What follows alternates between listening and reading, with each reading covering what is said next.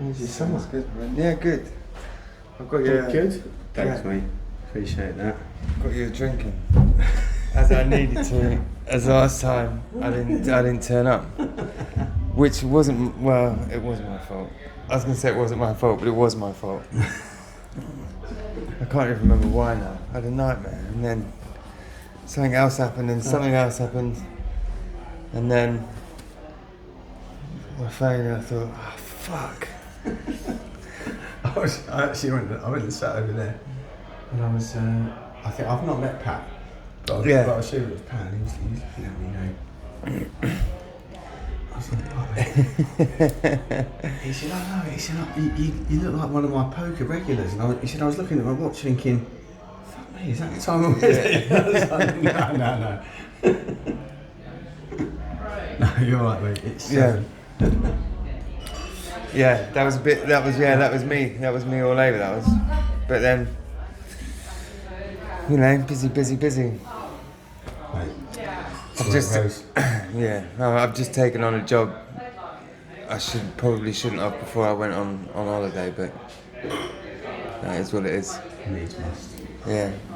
Needs must. If I pull it off, which is going to be like touch and go, I'd have been all right. But then we're supposed to have a bit of rain tomorrow and a bit of rain on Friday, so it'll be touch and go. But if I pull it off, it pretty much pays for the. That was sort of holiday. Pretty much pays Exactly. for the spending money on holiday, Yeah, it is. which means we can have a bit of a blowout. mate. But anyway, the Amex Hour, we're back.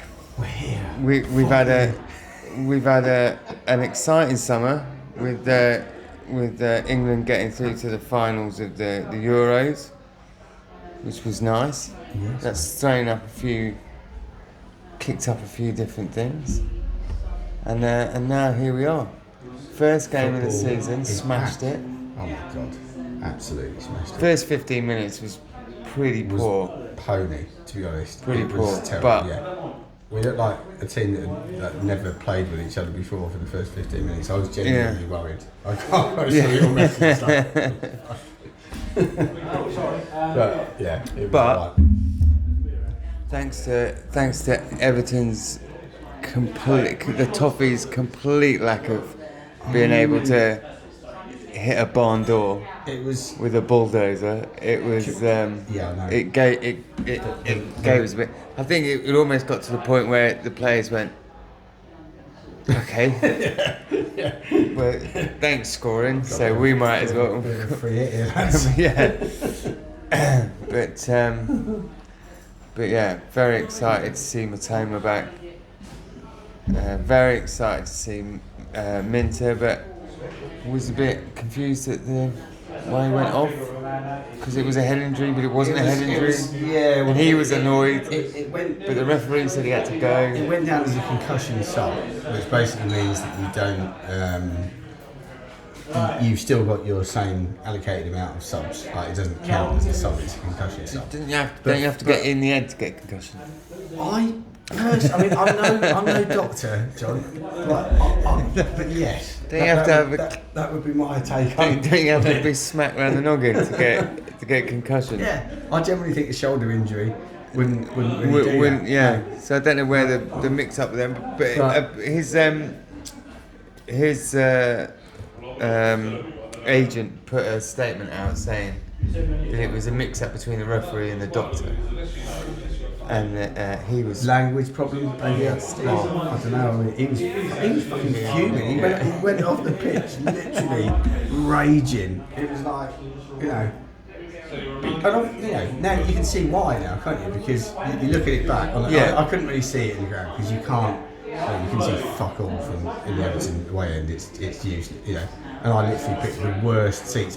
Bearing in mind that I booked them 2 minutes after they went on sale. Yeah. I booked possibly the worst view in football that I've ever had. It was appalling. There was a pillar, there was the roof, it was like, oh shit. So I didn't really see the incident until it was replayed back on TV. Yeah. But he didn't hit his head. No. No chance. No. So it was a bit of a weird one. Yeah, it was a bit of a weird one. It was weird to watch it because we were you're watching it and you're not really getting any information either. So we're going, oh, please don't be injured. Oh no, well not already. Because he's had a blinder of a pre-season. And he's come straight into the squad. Looked absolutely fantastic on the pitch. Looked really good. Matoma looked fantastic. Oh, he was super he was brilliant. Yeah. Well, I tried to, on the advice of from what I saw on the Premier League website and Brighton's website, they said this was about VAR more than anything, but they said everything's going to be updated live now on Twitter. Yeah. So, if you miss something during the game, you can just fine. You can get it updated on Twitter about what's happening. I'm not on Twitter. So, I don't understand Twitter. I tried to do that, but obviously in my lofty shit position at Goodison Park, no fucking reception. You can't get any reception. So you haven't even got any reception either. So that didn't work. Don't they have a Wi-Fi signal? Because the Amex have a Wi-Fi signal. Brilliant. Yeah, no, Goodison Park doesn't superb. have Wi-Fi. When's their? I thought they would be in their new stadium. I'm not sure when that's supposed to happen. So it's finished then. No. Well, from the outside it looks finished, but apparently there's a lot of work to do inside. As in, they haven't put any seats in or anything yet. I think next season is when they're officially moving in. That's what's happening. So, but it was brilliant. It was brilliant Saturday. Like, it's the perfect start. Perfect, away from home. Yeah. To go and win 3-0, first game of the season. What were the so going there and watching them? What were the signings and things that you were looking at? Were you just looking out for Minter, or you got others in mind that you were looking out for that you wanted to see? Weaver was one that I was keen to see because he's I still think he'll be a brilliant player for us this season. And that first 15-20 minutes, actually there was a few other mistakes, but the first 15-20 he was off the pace and he wanted more time on the ball than he was afforded. He's coming to the Dutch league. Yeah, it's going to take a bit of time. I think he'll come good, and he did in that game. In the end, obviously you're looking at Minte, you're looking at Matoma, is he going to still be the same player after the injury? Looks like it. Yeah. Not just the same, but maybe a little bit better. He's kind of bulked up a little bit. He's kind of bouncing defenders off him a little bit like he wasn't. He was quite slight last season. It's like he's done a bit of work in the gym. Very, very positive signs for me. Yeah. I mean, he's still got that like that thing where he moves around the pitch where he kind of looks like he's kind of just ambling around, and then without any notice, it's just a burst of energy. And I proved it against what's his face? He got sent off because Ashley Young. Ashley Young looked, when you watch it on the TV, Ashley Young actually kind of looks like he's about to sort of get there.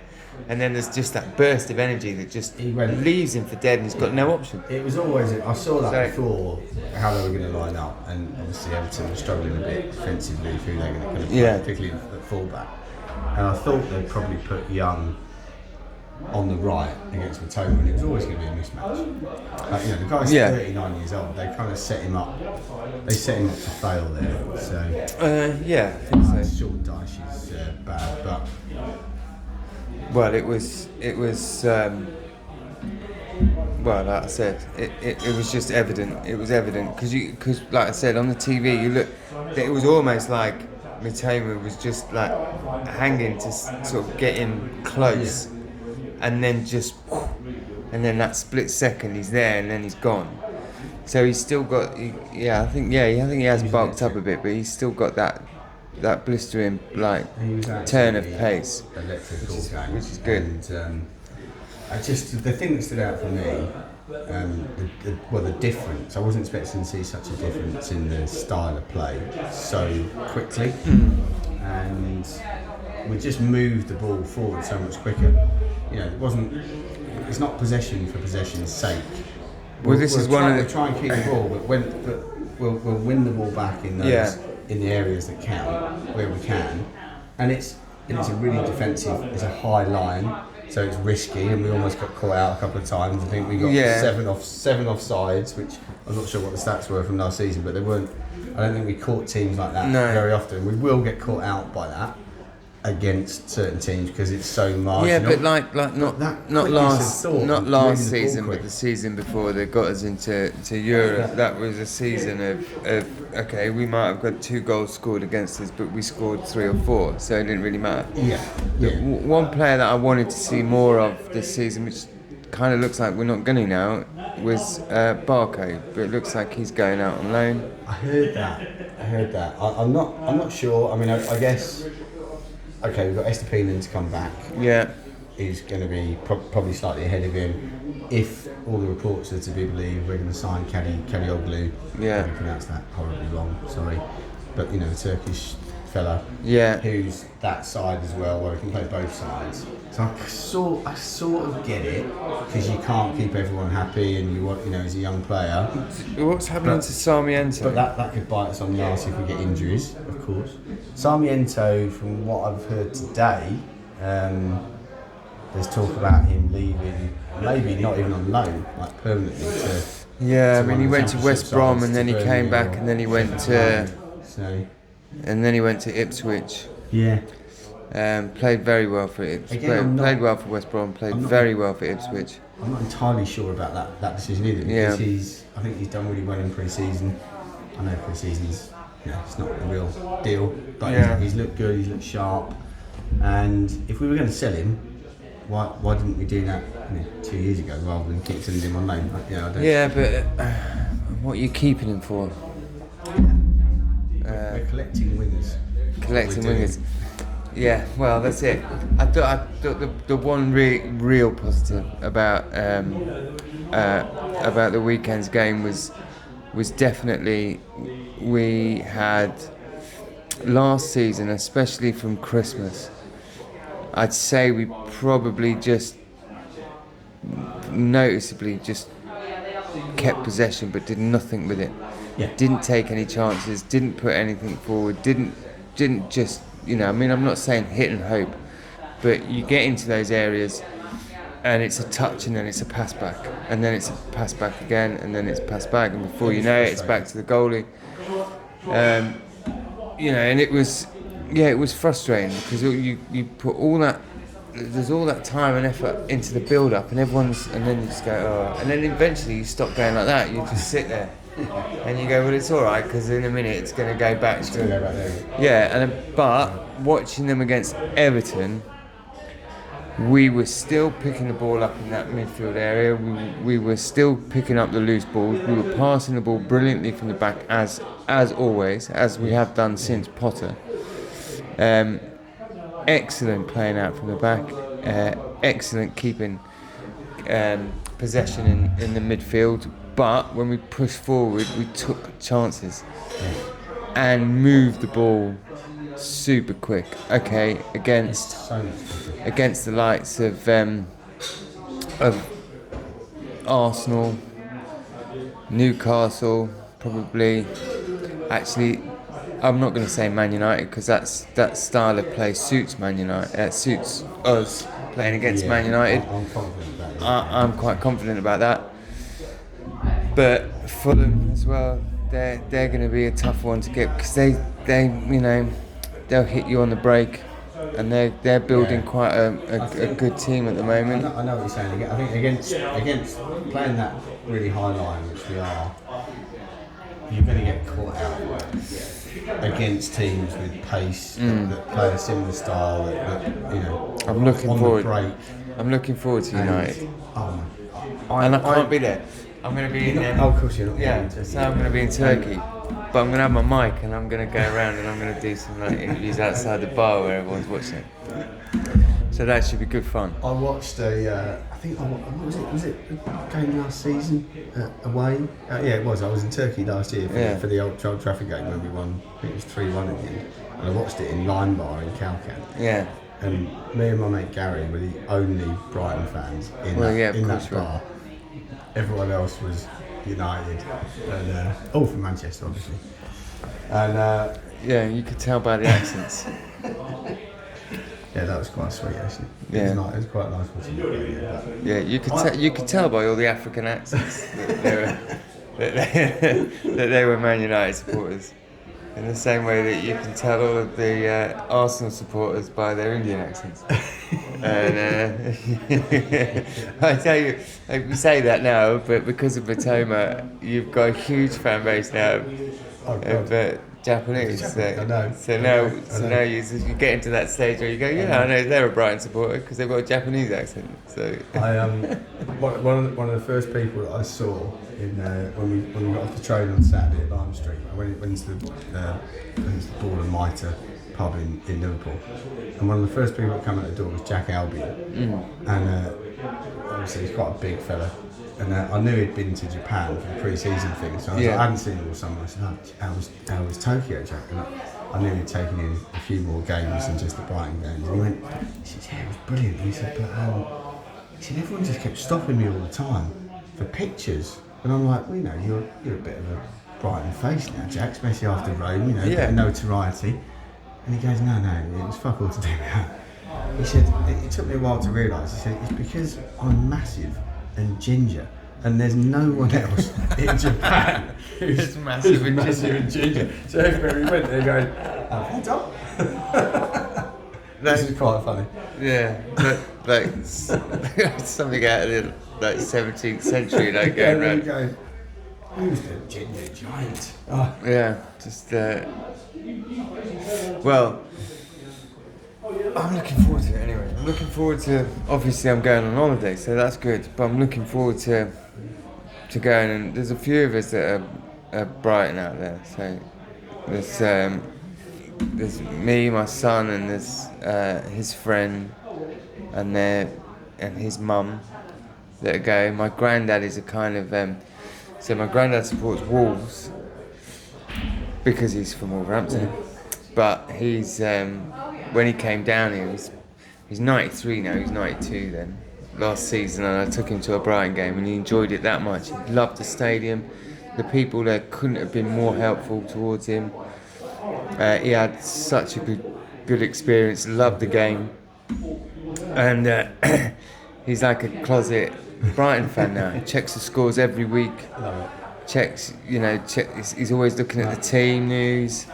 He doesn't have a mobile phone, but he'll ring me at the most awkward times ever when I'm just in the middle of stuff, and because he's 93, he can't hear me saying Grandad.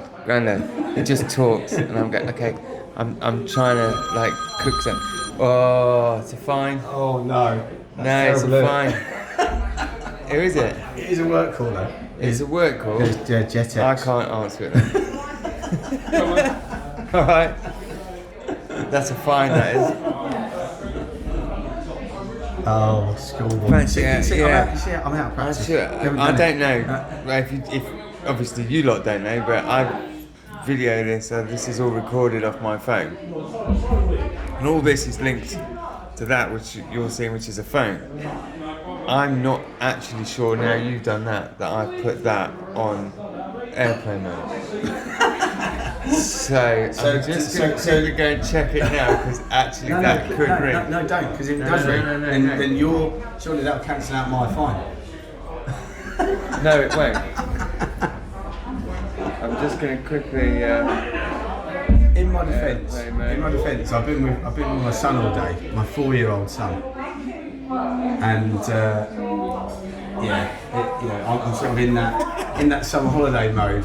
So if I say to you at any point, airplane mode, please try and have a wee, or try and rub sun cream on the back of your ears or anything like that, then that's why. You want me to go for a wee? A wee? Because I'm very much a 4-year-old. Your 4-year-old? Well, I mean, if you want to rub sun cream into the back of my neck and ears, you're more than welcome. I think I'm alright with that. What I get is, so this year I've kind of like solved the problem, but last year, because I work outside and I get like like that, and I use sun cream, and I put my sun cream on like that because I'm working outside. I don't want to burn all the time. got to protect the skin. But I could never get my back, so I had like this sun cream and it just sort of dribbled down my back. So quite sun cream. Quite often you'd see these like little like run dribble marks down. and then red. Stripy. Yeah, and then just red, like, and then these little dribble marks going out. But I've got this spray now, like a mist spray. Oh. Like that, you see? Sorry, yeah. And so I'll get it all. You're taking that to Turkey. Yeah, I mean, yeah, definitely. I've got a 17-year-old that thinks he knows everything. Well, a 15-year-old that thinks he knows more. And a 12-year-old girl who's blonde with blue eyes, so I'm just worried she's going to get sold for a passport before we get back. We should be fine. We should be fine. We just got to... The area that we're going to is such a nice area, but apparently a lot of people from sort of like the sort of like northern end of Turkey and the sort of middle of Turkey have realised that they can come down and rent a shop out and make some money, and they're not so quite as like nice, and they're a bit more pushy and a bit more aggressive. It's Festia, isn't it? Yeah, it's just up from Festia. No, I'm more than positive that because I'm used to going to Turkey and I'm used to how some of the people are there, that we'll go there and we'll go, right, it's the only difference. They're just trying to get business. They're just normal. They're just decent people trying to get business. But I'm sure from people that haven't been to Turkey before, haven't been many times, when you go there and they're very sort of like they're trying to drag you into their shop to buy stuff. Yeah, because that's the only money they're getting. Yeah, of course it is. So they want to make as much as possible. We had quite a bit of that in Calgary. You're kind of used to it, and it's, I don't know, you just kind of, you've got to be quite forceful about it, but not be a dick. But you can be nice. But you go, look, mate, no, I'm not now. It's fine. I'm certainly not going to go and blog about it because someone upset me and they said something and it was not. I'm not in the market for a rug right now. I'm carrying lots of things, like, you know. Yeah, I own a t-shirt. I've got one on already. Yeah, I'm fine. I've already bought 7 fake Stone Island t-shirts. And I've got more trainers. I don't need another pair of Yeezys. I'm alright, thanks. Anyway, look, back to the football. So,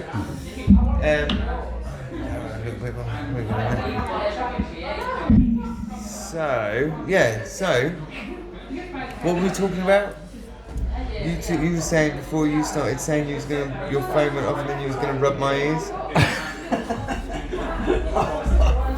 God knows what we were talking about before that. I think we were talking about the Man United game and maybe, I don't know. I think Man United, the way they play and the way they're set up, suits Brighton. And I think that's why we keep fucking beating them. Because they haven't quite worked out, which is weird, right? Because if they play Man City, they play quite well against Man City. Well, like the FA Cup final. FA Cup final, they were, and that was like a different. It wasn't like a Ten Hag United side. It was almost like rewind to. Well, it just years. It just goes to show. Just put that there. That should be right. Yeah. It just goes to show how getting a few defenders back completely changed the team, because United had a lot of the same sort of issues that Brighton had in the fact that they had a lot of injuries, key players in key positions. Injuries, everyone has injuries, but when you have that many injuries in key positions, it just completely, it just messes everything up. They had a lot of injuries in like Brighton's injuries were key players, but key in key positions. They were in the positions that were the attacking positions. Solly March, that was a blow for us. We were playing on one side. Matoma, that was a blow for us. We had a Dingra. Yeah. And I think something we've got on Dingra's back a little bit after, he had a bit slightly lacklustre end to the season, as the whole team did, to be honest. Yeah. But we only had him. He was the only outlet on the wing. It's like, so we ran him ragged, and everyone knew that was the only outlet. And I feel like he's been slightly unfairly criticised for that. I feel like Ferguson was a bit of I don't know. Everyone else seems to love Ferguson, but I think that scoring one hat trick and having 3 good games in a row doesn't make you the player that everyone believes him to be. I've received a lot of criticism for criticising him. At the moment, as he is, I think we get the money for him. I think we send him on his merry way, because I don't think that he's ever going to fit into the squad that they're building at the moment. And I think he's just going to go further and further down the pecking order, and then he's never going to reach his potential. To reach his potential, he needs to. No, I'm not saying that, but he needs to go to.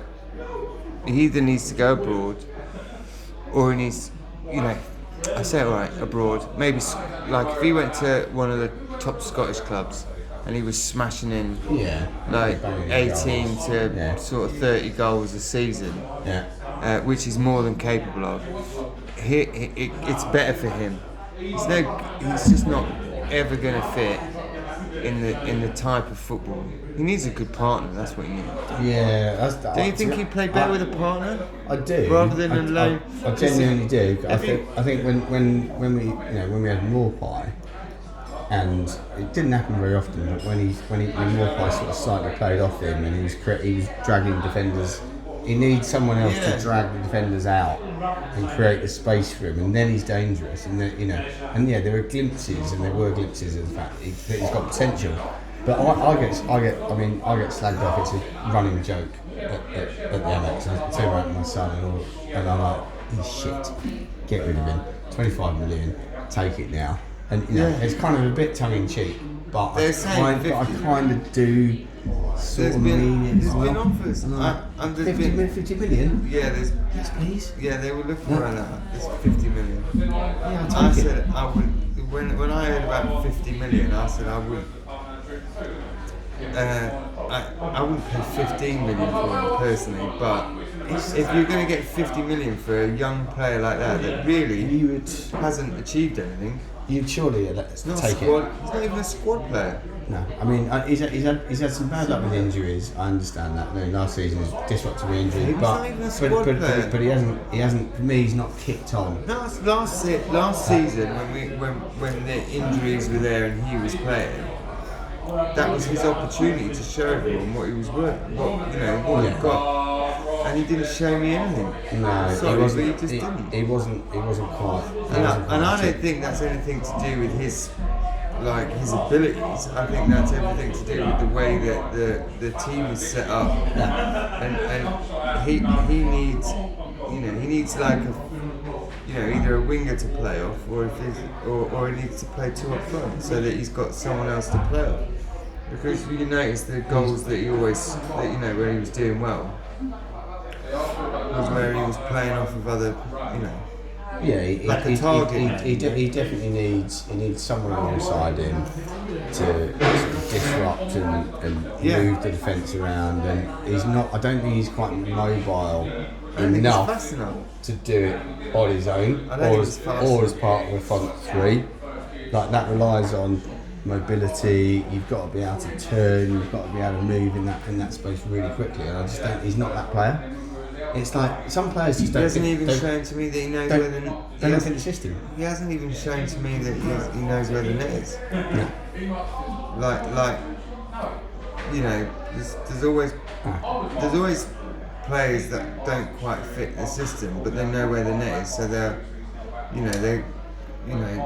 not. Well, like Undav, was a good example of that. And he's like, he didn't quite fit anywhere, but he started to score a few goals. But yeah, Ferguson, I almost forgot about him, to be honest.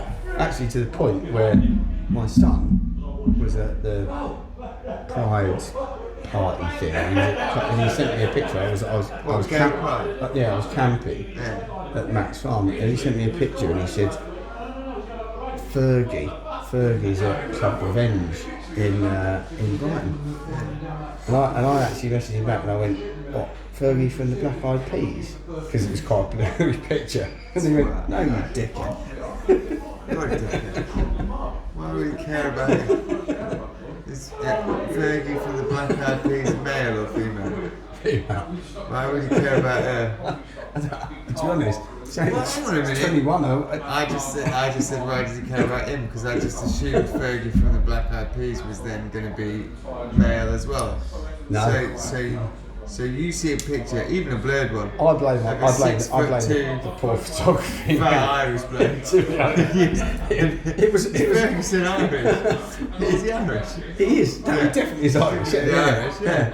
He's not an American woman. Is Fergie black or is she white? She is definitely black, and definitely not 6'2". But it was a picture from the back. And he had like a backwards cap on with some sunglasses on. It was quite difficult to see. Yeah.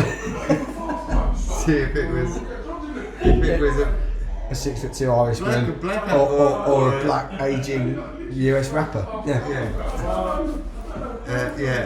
R&B singer. Yeah. Well, you can see my dilemma. You can see. I can see your dilemma. I can see in the 90s we would never have made that mistake. We would know that's a man. But in 2024 we can't be too careful. So that's why. I've seen 6'3" bearded women before. I mean, also Pride. It's not that unusual. Pride. It's gay pride. It is. It's called Pride. It's gay pride. Back in the day, when it was proper, and now it's just a weird cacophony of nutters. Where it used to be brilliant. It goes on for days now, doesn't it? I mean, I sort of, when I was living in Brighton, when I first moved down, it was great. When I first moved down, it was like 21 years ago. Gay Pride was brilliant. Great fun, everyone just so happy, and no politics whatsoever. Everyone was welcome, enjoyed it. It was fantastic. Oh God! Now it's like walking through like different political movements now, and it's like each one's trying to outdo each one of them is trying to outdo the last one in like fabulousness. Or something. And then extravagancy. You've got to be quite. I just find it tedious now. You've got to be quite careful where you tread. I loved it before. We used to go down there every year. Like my family, I wouldn't say they're like homophobic, but they're typical. Well, my other people anyway. But when I first moved down here, the sort of people that kind of like I knew. Yeah, they wouldn't give a shit either way, to be honest. But they were all like one of them. It was all a bit like, I'm going down to lay some bricks now. I don't even think about that. It's weird. It's all that sort of stuff. But all of them went to Gay Pride.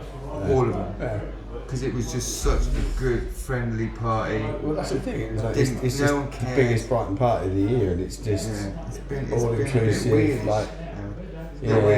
I used to really enjoy it. I've not done it myself for quite a few years because when you're in the city, when you live in the city, it's easy. You can go out your front door. You can go I'll go down to Hope Lawns. I'll see the parade here, and then I'll go home. I'll do my thing. When you're not in the city, you just think, I'm not. Someone put about it on Facebook, just like a thing, and then I put a comment underneath because I hadn't been for ages. saying, I love gay pride. I think I saw that you were posting it. I got grief about it because I called it gay pride and not pride.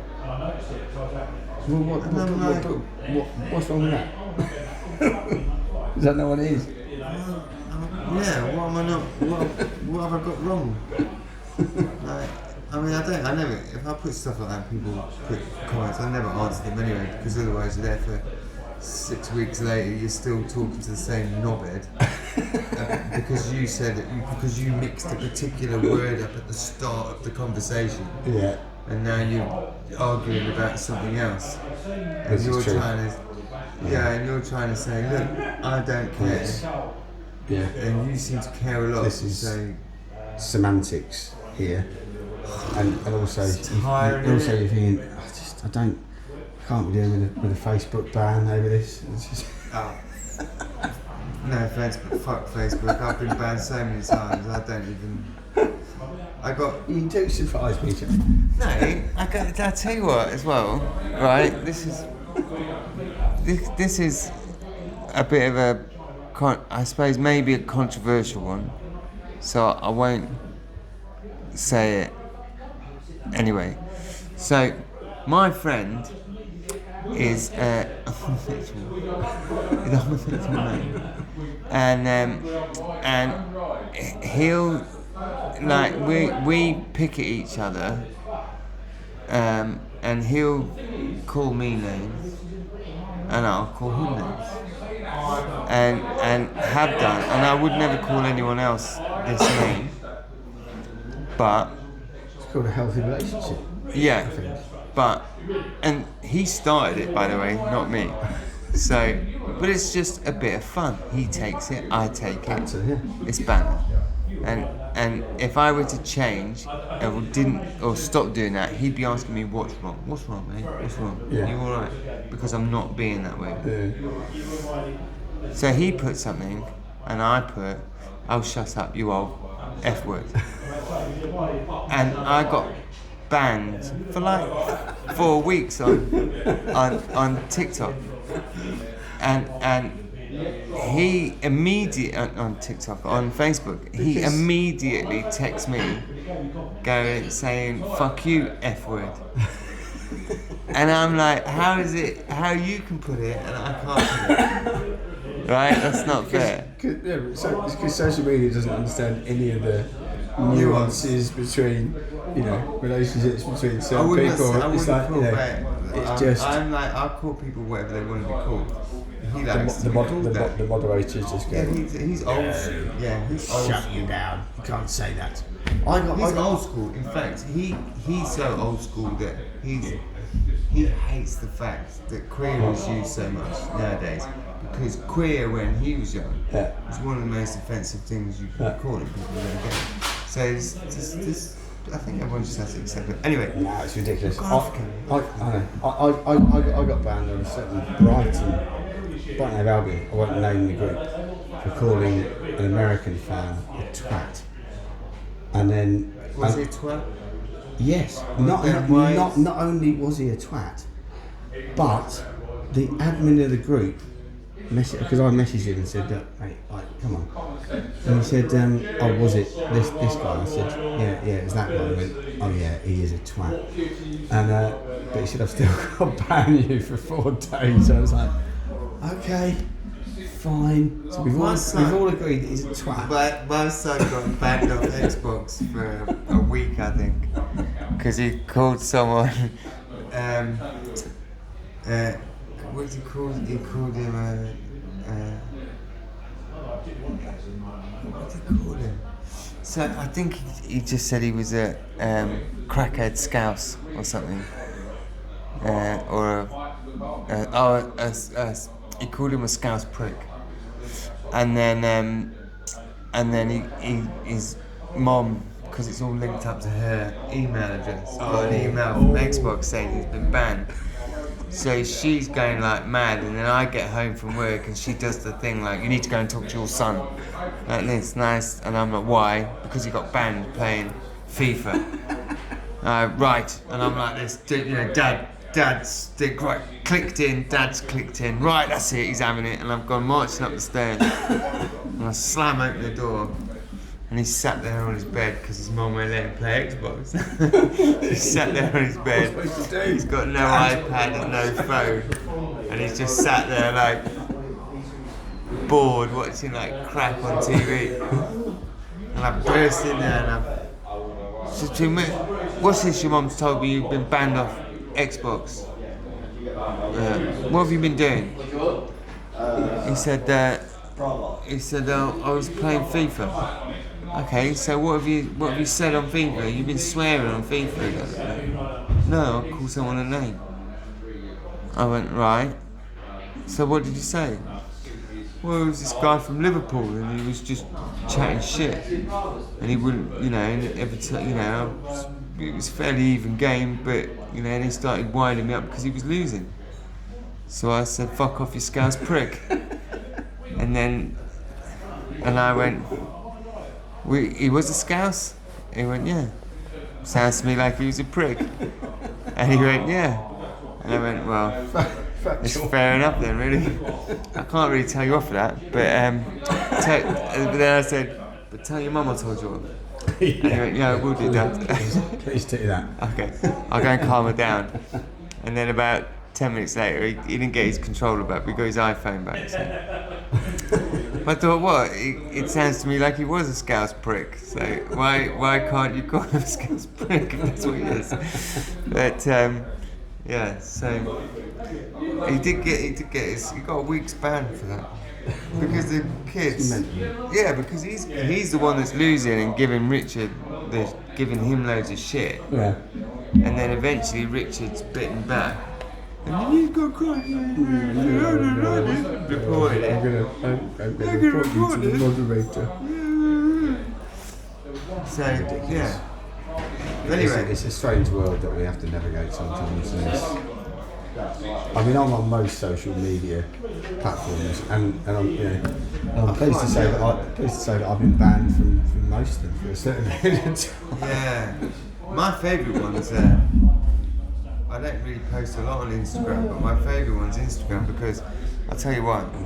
So I don't really go on Instagram. So the only thing I've ever been on Instagram is if I've been directed from other things. So football and work. Yeah. So all construction stuff, making stuff, how-to videos, things like that. Sometimes I get redirected. If I search for things, it will give me their Instagram, then I can go and look on that. And then the other one is obviously it's football. So and I get redirected to football, I go and then look for football. The only thing I've ever actually searched for is friends' account. Like, so people have said, go to this account, follow this person, so I've followed that person. That's it. Yeah, every time I press search, tits, tits, tits, tits, tits, ass, ass, ass, ass, tits, tits, tits, tits, ass, ass, ass, ass, tits, tits, tits. And then there's one video of someone like cutting a plastic bottle in half and using it as a paint thing around a can or something. You know what I mean? I'm not interested in that. It's not why I came here. So before I actually write anything in the search engine, bit of it, I just press search to get to the search engine, and it brings up a load of things. I've never looked for tits and ass on Instagram. Why did you go to Instagram? Well, I've never looked for it on Instagram. Every time I press. That'd be my defence. But every time I press search, that's all I get. That's all I get. And now, because of all of this stuff that's going on with like protests and riots and like foreigners coming over on boats and all that griefy crap, and people running around with knives and police and all this stuff, which I'm not really interested in. I live in a nice, quiet little village in the middle of Sussex. The rights haven't reached Fox Hill yet. No. So I'm not really that fussed about stuff like that. But all the stuff I liked on TikTok is now gone. And now all I get is two-tier policing. I get riots. We're gonna get rid of racism. They complain that which we were doing that in the 90s, by the way, and then you lot youngsters ruined it all because you kept listening to Americans. So the Americans, all their ideas came over here and they ruined it. We were doing really well through the 90s and early 2000s, and just to let you young people know, you've ruined it for yourselves. But anyway, so then I've got that, or I've got some knobhead with a camera outside a police station arguing with a policeman whether he can film outside the police station, and then chomping about he knows his rights. The police trying to say stuff which they obviously have no idea. And I'm going, and then they're going, we're auditors or something. Well, I'm just taking pictures. You can't stop me taking pictures. You can't stop me taking pictures. Well, actually, we're going to do for section 5. Yeah, I know section 5. Oh, that's the terrorism section 5. Okay, so you can read and you've read some bits of the law. Just leave just look outside.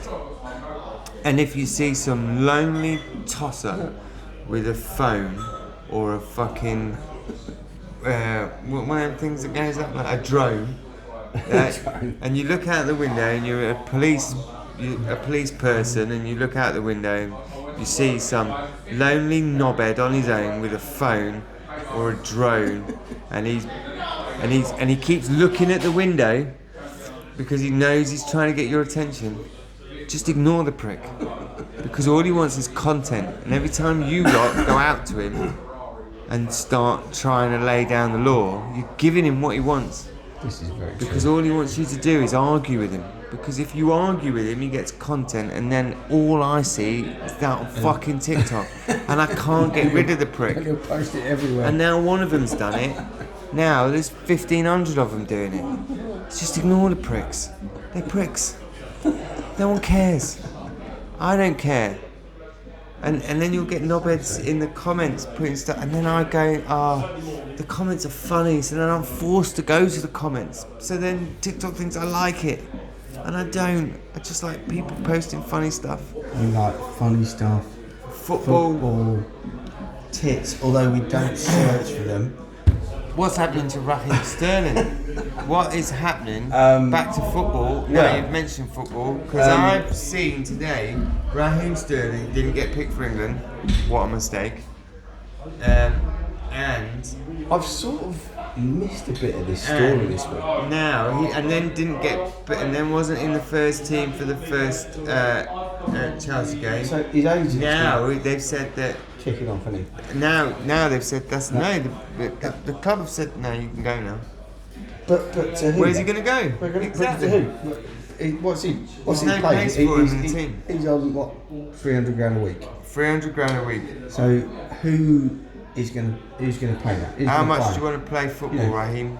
Newcastle can't take a drop. Pay that. How much do you want to play football? So fucking take a drop in wages. Well, yeah, of course. We've all had to do it over our work careers. Suck it up, son. Clearly, what he needs to do, and he's earned enough money over his career to enable him to do that. I don't know, how old is he now? He's got to be 30 this year. 30, right? Okay. They're talking about being in the twilight of his career.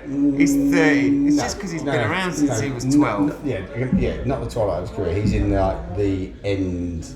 You know, maybe he's got the player that he is as well. Yeah. That's sort of pacey. Yeah, I mean, he runs like Phoebe or Friends, but he's got brilliant. He's got 3 years left, maybe. He's got 3 years. So just yeah. But he is good though. Take half your wages and go and play in Spain or Italy or wherever. Where's he going to play? But can't go to America. No one in the Premier League is going to buy him. Can't go to the US, but they would pay his wages, but can't go to the US because their transfer window is closed now, and they're strict as fuck, so they ain't opening. Yeah. He ain't getting there. That's once a year. He's not getting there. He's not. I haven't seen any offers from Saudi. Knock on the door from Saudi. I'm surprised I've seen to be honest, because they said. What's his face? Who took the penalty? Oh, Tony. Yeah, I'm Tony. There's been some offers for he had an that. offer. They offered like 30-something million for him, and I think Brentford are holding out for more like 50, 60 million quid. But the guy's 28, so I can't. I'm not seeing that quite coming off. Somewhere in the middle, maybe about 40 mil. But again, there's only one team that could afford him that might actually need him is United, but I don't think they can put the money forward for it, to be honest. Yeah. I think they're gone. They got Live one, don't they, at the moment? But they're looking for youngsters as well, aren't they? So. Oh yeah. And Chelsea, I mean, I'm sorry, Sterling aside, whether he goes or not, they've got fucking 70 first-team players. Did you see the meme where you've got like four adults and about 40 like kids in blue shirts all running around, and it says if Chelsea played their first team, and it's literally just thousands. It's like a festival. Okay, gee, it's a penalty box festival. That's what's going on. And I still don't. I don't understand the FFP. I don't quite understand, and I don't understand how Chelsea what their model is. They're signed, on long 9-10 year deals. Yeah, because so that they can stretch the payments over a certain over longer periods. So that gets them around short term. Yeah. Gets them around that. But surely in the long term, they're just building this. Well, that's why they keep selling like their different bits to different parts of the same company, but not the company. So this like, is why Chelsea. I think. Just not letting them. I think Chelsea's. I think the service that supplies them with cleaners now owns the car park. Oh right. Todd Bowley's fucking mother-in-law owns the training ground, toilets or something. Yeah, and then and then there's some other part of it owns like the toll. I mean, some of the ground. Some it's weird, but they've just basically sold bits of the company to bits of the other company to keep money. Just unpick it eventually, surely. It's just, no, I bet they've seen Man City get away from it for years and thought, fuck it, we're gonna do it. Yeah, this another one. This is actually true. Yeah, go on. Yeah, thanks, mate. This is true. I'm gonna pause it. Pause it. And we're back. Back in the room. And we're back in the room with another pint. Cheers. Chin. So yeah, where were we? I just went to the bar. Well, Sterling. We were talking about Chelsea, which I think we should just stop talking about Chelsea. Yeah. Fuck Chelsea.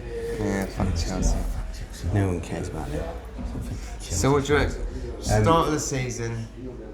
So prediction for end of the season, because I mean all Brighton fans are going to say it, but a lot of the pundits and the news and this, that, and the other, and especially betting, they're not giving us much of a chance. We've got slammed. I think. To be honest, I can't believe I was reading some of the pundits. Obviously you look at the top four predictions. You go, okay, yeah, we might not be trouble in the top four. But then some of the pundits have predicted us to go down, predicted us to finish like 16th, 17th. And I'm looking at it thinking, are they mental? Like, I have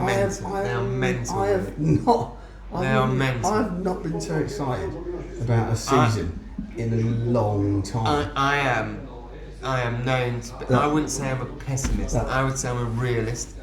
I realistically look at a squad, and I realistically looked at the squad we had going into Europe and said half decent, and everyone was with this, with that, the other, and I said right at the start, half decent run in the in Europa League, which a half decent run is last 16.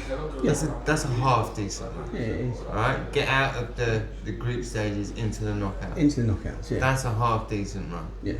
We got a half decent run. Then I said probably you're looking at if we got anywhere near top 10, that would be an outstanding season. Yeah. Because you've got more football, more travel, more this, more that, more training. We haven't got the depth. No. And I was realistic about it. And with the injuries as well that we got. But I'm looking so I'm realistically really fucking excited about this season. Wow. Realistically, I really do think that we'll get European football this year, even if it's Europa Conference League. It's still European football. Which I'd be more than happy with, to be honest. More than happy with. Absolutely. West Ham champions of Europe. Yeah. In a competition, doesn't matter what league. In a competition that you can potentially win, I'd be more than happy with that. And I think that's clearly what the club are aiming for. I mean, the investment that's gone in.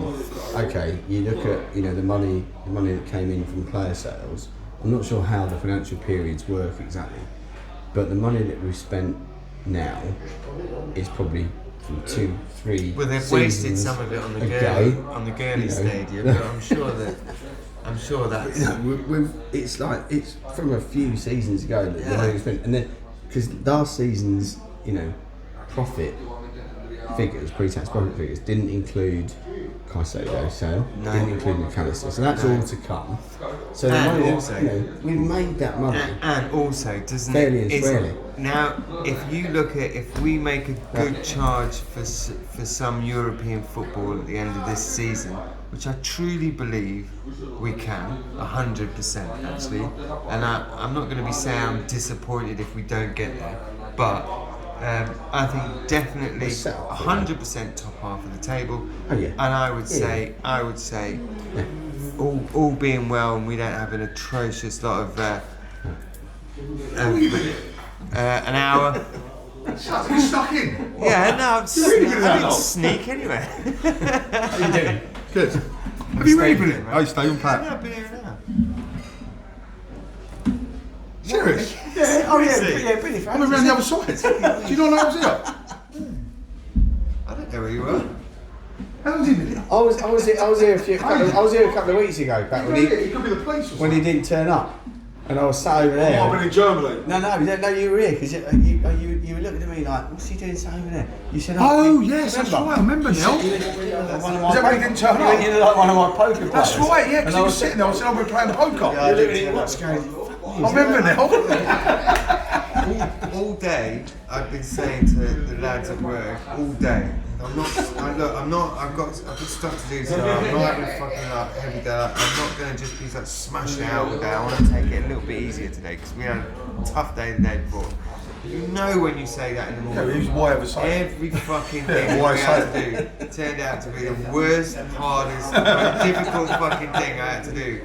And the whole day I was going, oh, fuck's sake, I don't want to, I haven't got time to do it, for fuck's sake. And it was like that all day. And I got home and I sat down and the missus started yapping about something and my brain just switched off.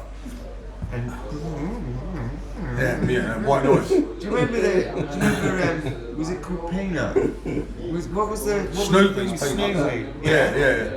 You know when like the mom was on the phone or the teacher. So if the kids all talk to each other, but if you ever heard an adult talk in that cartoon, they just went. Yeah. Shows you insignificant. Yeah. That's what my wife was doing, and I was. What does that all the time? Yeah. And she reaches out. Are you listening? Oh, Yeah. What? Yeah. Of course I am. And then eventually, I got so bored. I looked down at my phone. I was like, I'll go supposed to to do a about podcast. 7:15. I was like, So have you not done nothing then? it's a bit late. We haven't done it. You haven't done anything. This is the first time we've done it for what? How many? Good few weeks, isn't it? Well, we Since the Euro. Since the Euro. Yeah, a couple of women. No, we just a couple of women there, and then you've moved Yeah, it's here. changed. No, you don't do it there, do you? Yeah, we moved over there to the window, and now It's too busy up the other end, so I've got all the shirts, got loads. It's all shirts. yeah. There's loads. It's good there. It's good there. Yeah. I smelled it today. They're Except really a donkey nice, one like done. it. I genuinely didn't know you was here. Yeah. Yeah, we've been chatting shit for the last hour or so. We have, yeah. So have you not actually done anything though? Yeah, it's on. Oh, you've done it? Yeah, You're on it. We're I'm still on it now, am I? No, we're still recording now. Yeah, we're still on now. Still chatting. Yeah, we're still chatting shit. Probably wouldn't have We swore. talked about all sorts. You went on to the Everton game, didn't you? Did you go Saturday? Yeah, same. It's mental, isn't it? Absolutely brilliant. I just now thinking though, fucking hell, is it going to be like? Is that going to? Yeah, but no, I'm like, and I've got Brighton. I've just messaged someone. Then we've got like a £50 and £25 goes to charity, £25 goes to you at the end of the season. And I've got like a 39-point start.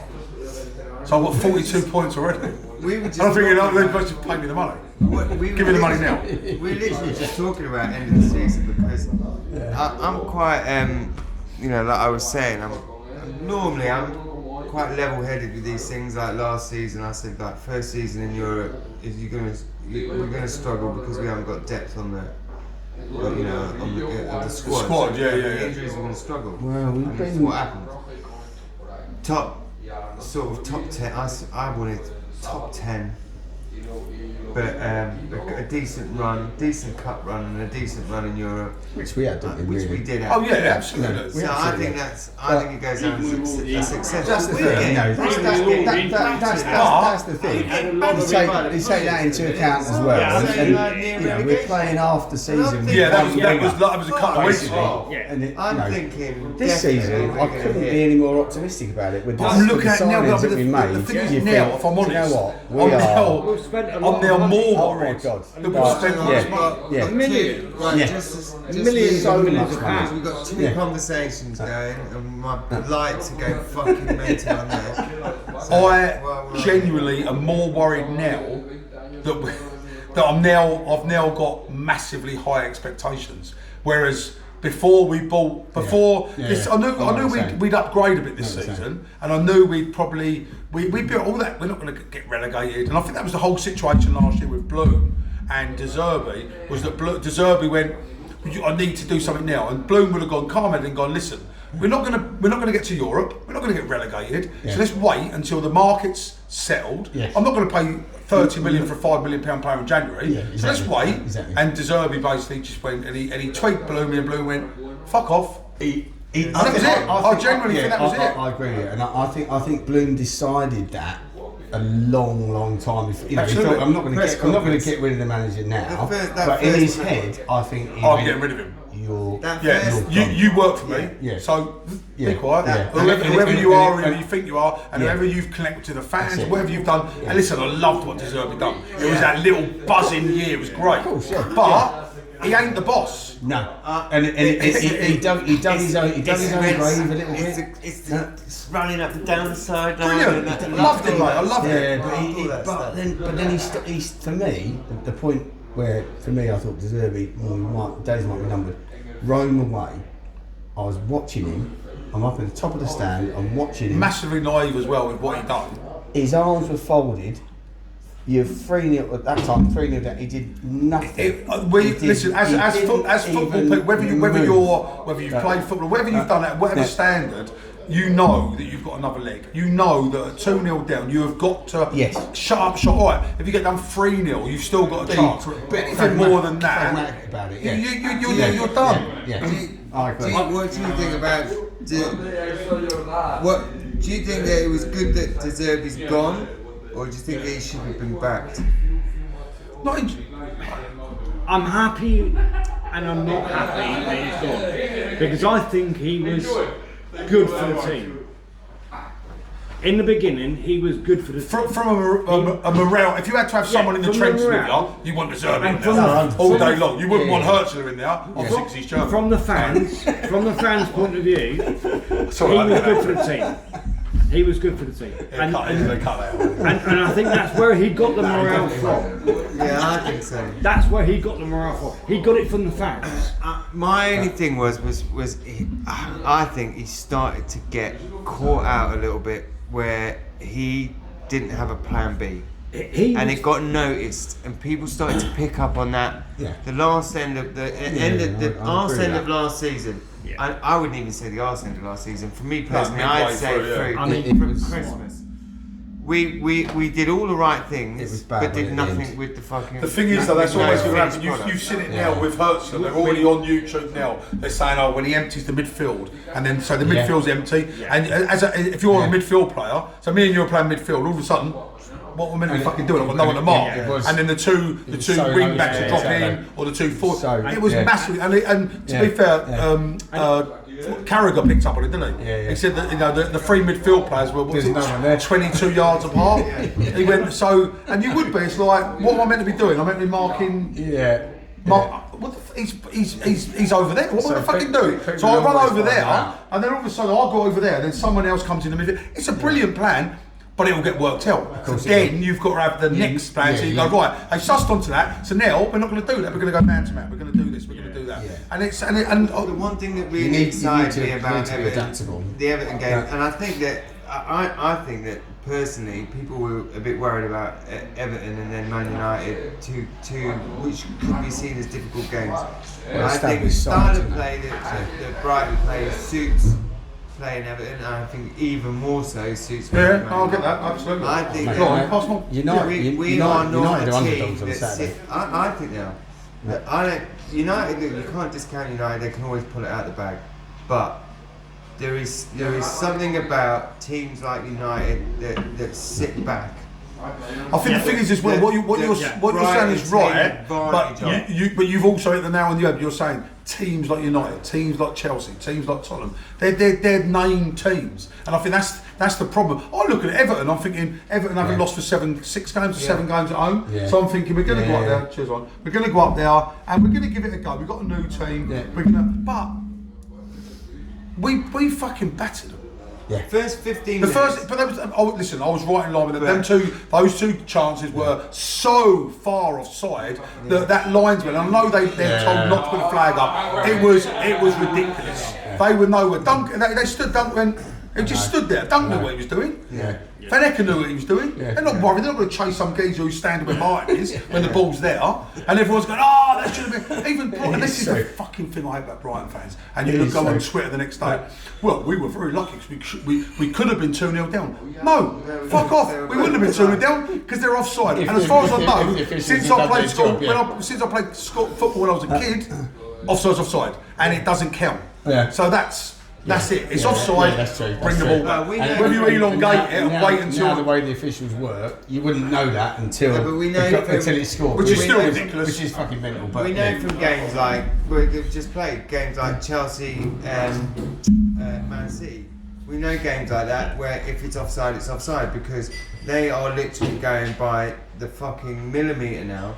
Yeah. One goal is offside. Which I have got no problem with that at all. Problem. Yeah. But VAR one side and Man City wins them the game. VAR the other side, Chelsea. the funny thing was loses though, when the game. referee went to the And they were about the same distance the opposite way. but if that's how it is, then that's how it That's is. how it is. That's it. It's the same for everyone. You're gonna see it. What's not the same for everyone was when the referee went to the screen and there was no screen.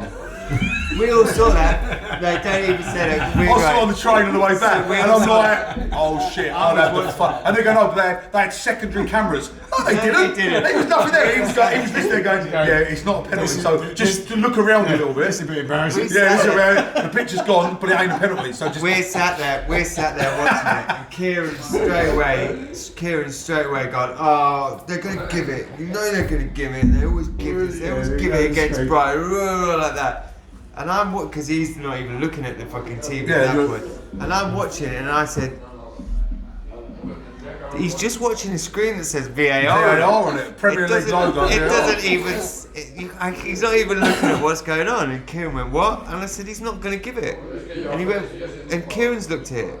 And he said, how do you know, Dad? How do you know? He's getting told in his ear not to give it. He's not even looking at it. He's got nothing to see. He's got nothing we to came see. up, we went and got a beer. We came up, VAR. and as we just literally walked up when we were sitting, I went to the woman by the side of me. I said, "What's going on?" She went, "They've given a penalty." I went, "What do you mean?" She went, "No, they've given a penalty against." And she went, I must have come up about 10 seconds after you. yeah, because I'm sitting there, and then when so the referees then come to the screen, and all the Brighton fans started cheering. I thought, no, that's not good. If they come to the screen, they're going to give the penalty. She went, no, they've given the penalty. Now he's coming to the screen. That's in reverse. They're not going to give the penalty. I went, oh, that's all right then. And then when you saw it, it wasn't a penalty. He stood on his leg. I literally came up at the point where they decided not to give it. Everyone was cheering. I thought, why don't you know? No, you're not wrong. They went, oh, it's not a penalty. They're going to give the penalty. I didn't see it in the first place. Oh, mate, it was yeah. I thought, what? Yeah, what does that mean? Is that code for don't give them? And then you see him going like that, and he came, and then obviously I think I forget who it was that questioned him, one of the defenders from Everton, and he went, oh no, like that, and he's going, there's nothing to fucking see, and he went, look. And I thought, yeah, that's good. That's good. But you'd be spitting feathers if that was against you, wouldn't you? You'd be kind of Did you not hear the with Dyche. Oh, Dyche was giving he's it. a dick. He's the ginger. All he does, he gets that ginger ball. is He's what I got like two big. Do you know what? And this is one thing that annoyed me. And as an Everton fan, you would be absolutely pissed off. Is that Calvert-Lewin is so much a better player if you play the ball to his feet. Unfortunately, he's 6'3", so they see Calvert-Lewin when he had his about 4 years ago when he was in the England set up, and maybe a little bit longer, but he was in the England set up and he was looking really good. There was nothing was lumped up front to him that he edited it in that. He's good on the floor. He's fast. And now he's with a dick of a manager like Dyche. And who just wants to pump the ball forward, and he's just going to fester in that team all season. You know? Yeah, I mean he's I think they could still sell him before the end of the window. He's a poor man's Pulis, isn't he? Really does. Well, yeah. Same thing. The comments that he came out with after the game for me. That's doing just Justin and Pulis. I'm going, come on! Did you not watch the game? Like you're blaming the referee. VAR, as usual, VAR. You weren't good enough. You can see it. You weren't fucking good enough. You know, we was the better team. We were the better team for 60 minutes. You were the better team for the first 6 minutes. Yeah, barely. For the first 6 minutes, Honestly, mate. you weren't too bad. I didn't know it was here. Oh, sorry, I didn't forget it's on. Yeah. For the following 6 minutes, come over. No, she's a Spurs fan. Leave her over there. She's all right. No, she's not all right. She's a Spurs fan. No, she's not. She has to stay over there. But she does. She's got her own bedroom now, mate. It had to be done. That had to be done, mate. So I didn't even go to the match on Saturday. You've got like Spurs pajamas and stuff. But you feel like you did. No, I didn't. Tell me you were. David Ginola. Oh no! Yeah. No, there you go. Right, I'm sorry, David Ginola. No, because he puts on a pair of pants and he's got a package. That's it. Even Oh, I've got that. Yeah, but you can't see yours. Yeah, but That's just all bollocks. Since I was 8. It's going to be editing. Let me rephrase that. She's seen your package. Let me more than you have. Yeah. I was going to say, So since I was 8. Let me rephrase that. His package is round his waist. Yeah. You had Aussie Ideas, kneecaps. Glenn Hoddle and Chris Waddle, and that for me was, and that was it. Is that when you first started When I was 8? I know Dan was My dad was a Liverpool fan. My dad used to go to my dad used to run a team that won everything. looking down on it. And he was a My proper dad angry ran Irish AFC man. Falcons and they won everything. I mean, to be fair, So I used to go to football with him every week, didn't I? Man United this weekend, they should have lost. They should not have won 1-0. Yeah, you're probably right. United just done what they do. They weren't. You're not looking at United Saturday and thinking they weren't the stronger team. They were not the stronger team. Fulham At all. Not at all. I think Fulham were the better team. At all. I watched that game lost and 2-0. I think Fulham was the better team. I'm thinking for Saturday. In a way, Fulham have put all their eggs in one They're basket. They've got a underdogs. good strike. If we play to our potential on Saturday, Yeah. we'll beat United. Yeah. Yeah. How many times have we beaten Man United? Even without Gross. How many times have Brighton always scored. beaten Man, the match United? is Dortmund. So Fulham, We beat them 4-0. Man United. Yeah. And 5-0, everyone says this. And we've won We've had 5-1. this- 2 or 3 Yeah, but- times now. look, we've had this conversation before. We've had these arguments about Feel like we're we setting were ourselves up we for were the failure. better team against Chelsea. We were the better team against. Yeah, but that's going to happen We all were the through better every team season, against. isn't We were the better team against I- that. You can't say that Fulham were the better team against Man United. No. They lost. They got beat. It doesn't matter if it was 1-0. It doesn't matter if it was 5. They didn't take their chances. We've got to go. Didn't take their chances. We've got to take it to Man United and properly beat them. Yeah, but the thing is, look at our record against Man United the last 5 games. Exactly. We have. We beat them 1-0. It doesn't matter. So even the game we lost when they hit the bar 3 times, they won it in the 90, 100th minute. After the game was finished. Yeah, after they finished. I'm not having a go, but you can't turn around and say, like, oh, Fulham deserved to win that game. They didn't win that game. Forget it. It's 3 points. No, I'll make you right. I'll do make you right. 3 points. So we can't look at that and go, well, Fulham did this and did that and they nearly won. Yeah. No, we can't look at that. I don't think we've got to go. I'm not saying they nearly won. They should have. Where did we beat them the last 5 times we played them? That's what we're So many chances. And I don't think we've beaten Sackville. So many chances. We're set up to do that now. Whether we do or not is so and to be important fair, because it's otherwise it's you've got the 31-year-old manager shit which is going to go on for probably another 3 months. God, no. So I was saying if we lost on Saturday, so we would have had the 31-year-old manager shit, which now will start to dwindle away the more games we won. It would have been we've brought in £200 million worth of players and we would be expected to win. Now we've won that first game. That has taken a massive giant King Kong sized monkey off our back because now we can go, well, hold on a minute, 31-year-old manager obviously knew better than the ginger 55-year-old manager, and the players that came in have proved that they're the real deal. And Steve, was it, just to say, so when you first heard age, this, that and the other, and then you first said he was coming in, what was your view on that? Did you think that he was going to come in and take and literally take control like he has done, or did you think that he would struggle because his older players? The age never bothered me at all because I researched. Obviously, as soon as that he was touted as being the manager, I did a bit of research on him. Yeah, that's exactly what I did. Try on YouTube. His career at St. Pauli. He finished playing age 23, and he realised then I'm not going to cut it as a player. And at the level that he wanted to play at, he decided, I'm going to start doing the coaching badge. At that point, he's got that. To be fair, sorry, I don't mean to interrupt, but Carragher again. It's not interrupting, but just if we're talking, we're all talking over each other. We can't hear fuck all on the mic. Got it. So what we just need to sort of like take it in turns a little bit. Can I just say that Carragher, and I'm not a great advocate of Carragher, but what he said was again the other day, which I didn't really think about this, but it resonated when he did say it, is that he's been managing 10 years. He's been managing a lot longer than some of the other managers in the Premier League. Or they're older, but take the age, the number out of it. He's been managing at an increasingly good level for 10 years. But the worry was that is he's got to have the strength of a single voice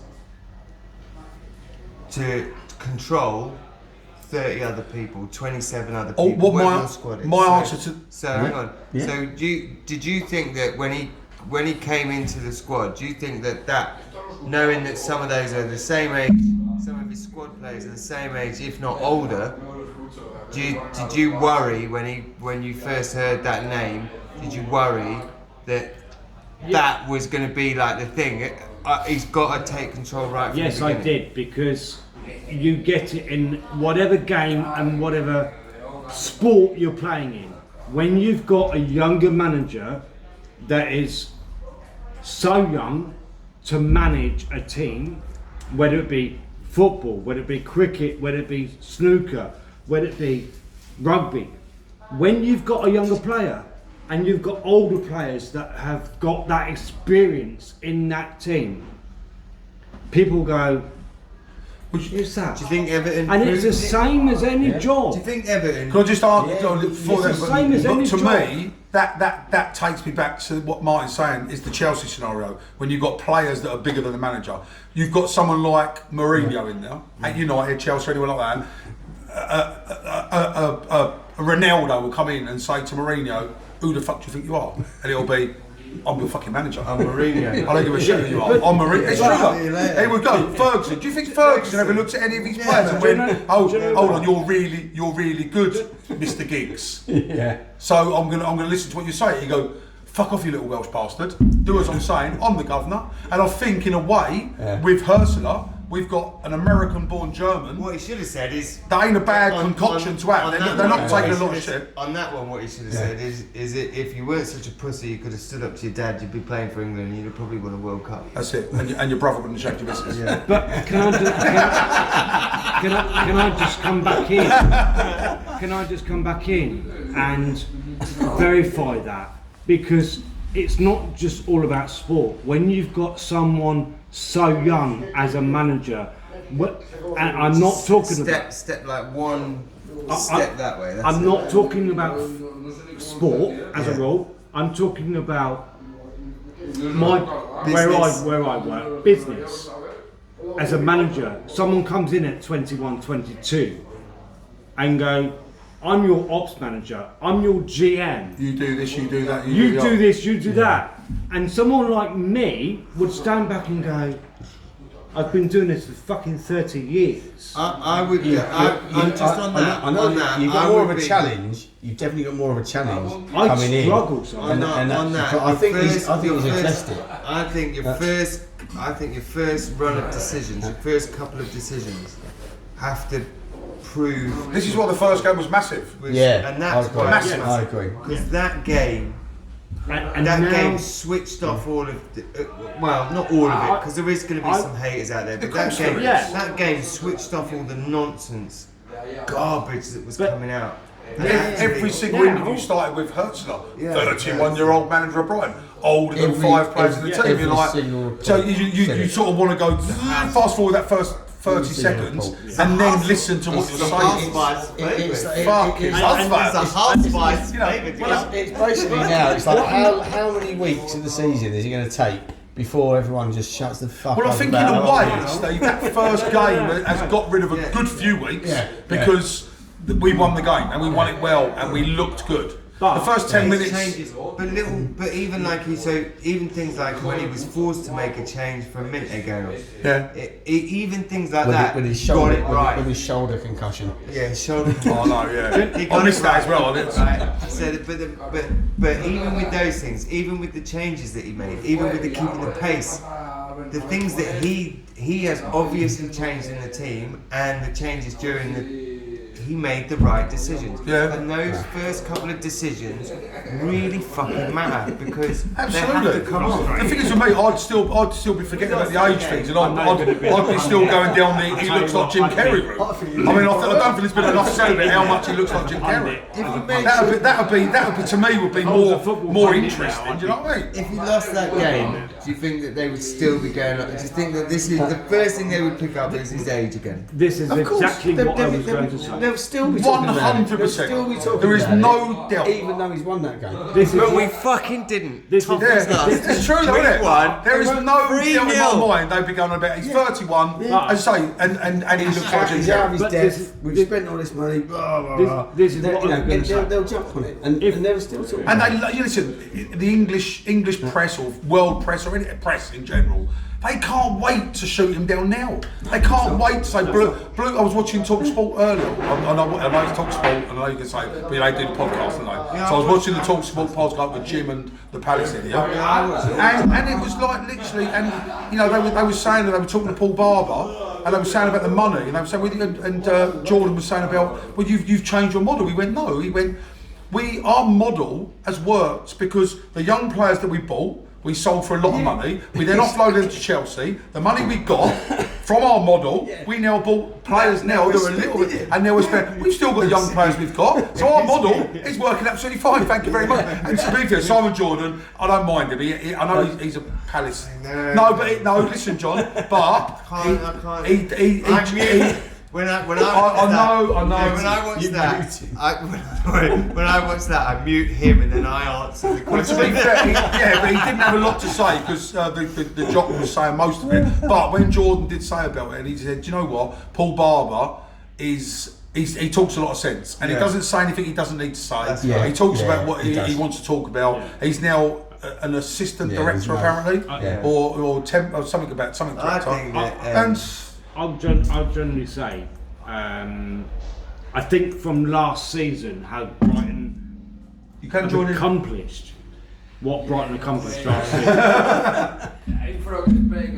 Oh, but that's even better. Come on. That's the podcast we do. It's a live podcast. What Brighton accomplished last year, I think, was absolutely amazing.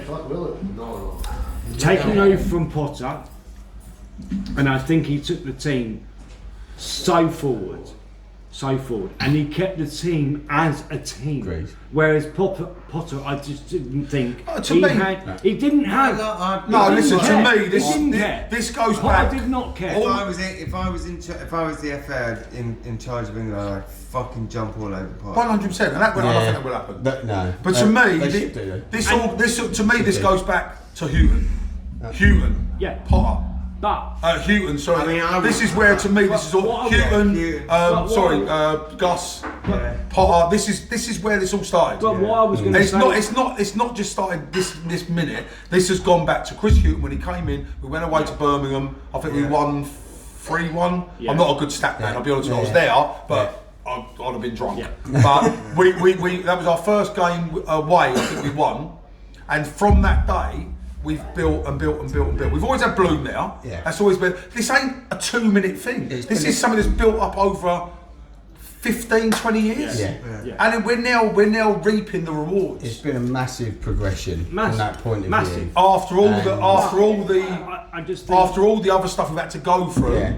The amount of times, and now it's we're seeing the good times and fucking the amount of times. Long may last. When I first moved down, because I am not originally from Brighton. I'm here underneath West Brom or something. West Bromwich Albion. I thought I remembered that. Because I was, look, I'm from there. From the Baggies. Boy. Boy. Yeah. Which, by the way, we 3-1 win first game of the season, and then 1-1 against Leeds, which is fine.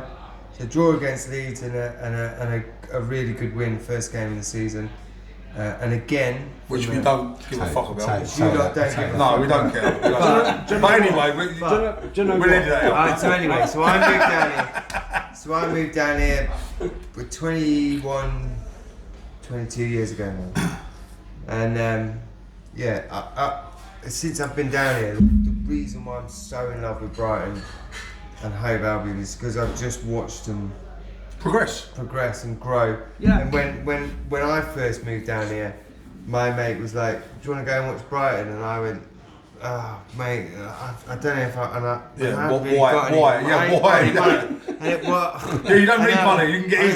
And then you stand in the tree. That's what he said. Yeah, you don't need money. You don't need money. We'll just sit on the roof of the car. Yeah. And I went, "What?" And he went, yeah. We get there a bit early. And true, we'll park there. We'll go and get some fish and chips, and then we'll come back and we'll just sit on the fucking car. And we literally sat on the fucking roof. And one thing we've been had, they did have good floodlights, to be fair. Yeah. You could see it from the moon. We sat on the roof. We sat on the roof of his fucking car. Games, just get away from the eating fish and chips, watching the fucking. Brilliant. This is how far. And they didn't give a shit. You know. What I was care less. What are they going to do? They don't have free stewards. Yeah. Free stewards and two of them were dinner ladies from the local village. And the other one was responsible for taking the stand down after you left. And by the way, if you touch me, I'm winning the Coldstream Guard, so I'll probably kill you. So that's it, fuck off. I mean, what I was going to go on to say was, I think with Potter, when we had Potter as a manager, Brighton would score. And they'd go 1-0 up, half time. Second half, they'd fucking relax. And I don't know why. Different managers have different ways of playing, don't they? Let me just say this. Potter's massively underrated in the fact that he in why that would work in international football is that he sees things in a game and he's willing to change the system. He's willing to change in the game. And where that might, where that sort of maybe it's all right over a whole season, but I'll just put this out there. An average team manager, league manager, but one of the best international managers is Phil Scolari. Phil Scolari is an international manager, was fucking unbeatable. With massively good players though. Massively good players. Yeah, yeah. That's, you have to take that into consideration. Yeah, massively good players, but at the same time, he wasn't afraid to take players off, change systems. He wasn't afraid to change the system during the game. He wasn't afraid to make decisions during the game. He was there as this fucking face. This is where we've progressed. Of fucking Brazilian football. Yeah. And if I think of Brazilian football, yeah, you think of the Big players. Phil. Oh, no, I think of Big Phil. It's important in international football to be able to do that. And have the bollocks to do it as well. Yeah, but it's something that when we were talking about earlier, we talked about being found out, De Zerbi being found out, talked about potentially Hösler being found out, and that's something that De Zerbi's intelligent, so I think he would have got around it eventually. But he didn't quite have it, did he? I think as well. And now, listen, he's now signed a rapist. I'm going back to De Zerbi now. Yeah. And tried to make a good case of signing a rapist. Yeah. Which, let's be fair, and I don't really give a shit. I know. Who's the rapist? Greenwood. That was his first signing for Marseille. Oh, fuck him, I love him all day long. But he's made it. No, but you said he's made a case of it. He's made a case of he's a massive signing that they should forget what's happened before. Forget what? Yeah. His missus made a claim. She rejected the claim. He's married to her. He's got a kid with her. But anyway, forget about that then. Forget about that. And then he's now signed a guy from Norwich, I think, for 10 million. Yeah. This is Marseille. Which is obviously a better. That he thought was a better move for him. And he's trying to get more pie. He's trying to get Maupay on loan from Everton. This is Marseille. Anyway, And I've got to go, guys. Hi Mark, see you soon, mate. Yeah. Thank you so much. Thanks, buddy. By the way, did you tell him I battered you 8-1 at Paul? Just want to get it on now. Did you sorry? Just for reference. What on this? Paul was. Yeah, but you. Just so we can put it on the record. It was how many? And the game he won, 8. 8-1. And the game I won, and the game he won, it was 8-3. So it was 8-1. 8-3. 8-1. 8-3. Cleaner. No, it's not. It's 8-3. Don't lie. 8-1. Look on the cameras later. Don't lie. 8-1. 8-3. I think it's going anyway. Yeah, it was 8-3. 8-3, yeah. We'll edit it. Right, we'll see you later. Oh no, you were admitting it was 1 then. 1. No, you just said it. 8-1. You know that one thing. Okay. Anyway, mine's gone now because he's sulking again. So what I was going to go back to earlier was you saying about the tactics and changing things and blah. Yeah. Houghton, you could time your watch on his subs. 77th minute. Oh yeah. Every time. Hold on, Every time. he's going to make. There we go. Agreed. And it's like, Agreed. how can you? Because I'm stuck in between you two. How can you? Don't change his eye. Yeah, fine. I've got one over there. And you should have. Hanging off the bar. Yeah, it's I asked to grab him and I forgot to go and get it. I was going to go and get it, but then I was stuck between you two fuckers. Yeah, so it was. I mean, so going back to what we were saying about Houghton, it was. You could literally time his substitutions. Yeah. It was mental. 77th minute. Well, the 77th to 80th minute, he would make that substitution. How can you do that?